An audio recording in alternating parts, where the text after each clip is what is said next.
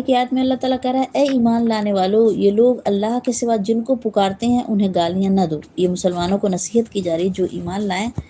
تو اے ایمان والوں، یہ لوگ اللہ کے سوا جن کو پکارتے ہیں انہیں گالیاں نہ دو، کہیں ایسا نہ ہو کہ یہ شرک سے آگے بڑھ کر جہالت کی بنا پر اللہ کو گالیاں دینے لگیں۔ ہم نے تو اسی طرح ہر گروہ کے لیے اس کے عمل کو خوشنما بنا دیا ہے۔ یہ نصیحت نبی صلی اللہ علیہ وسلم اور ان کے ماننے والوں کو کی گئی کہ اپنی تبلیغ کے جوش میں اتنے بے قابو نہ ہو جائیں کہ مناظرے اور بحث و مباحثے اور بحث و تکرار کا معاملہ جو ہے بڑھتے بڑھتے غیر مسلموں کے عقائد پر سخت حملے کرنے اور ان کے پیشواؤں اور ان کے معبودوں کو گالیاں دینے تک نوبت پہنچ جائے۔ اللہ تعالیٰ منع کرا کہ ایسا نہیں ہونا چاہیے، کیونکہ یہ چیز ان کو حق سے قریب لانے کے بجائے اور زیادہ دور پھینک دے گی، کیونکہ ان کے جو بھی پیشوا، جو بھی معبود ہوں جن سے وہ عقیدت رکھتے ہوں، تو اللہ تعالیٰ نے منع کیا کہ آپ بھی ان کو گالیاں نہ دو،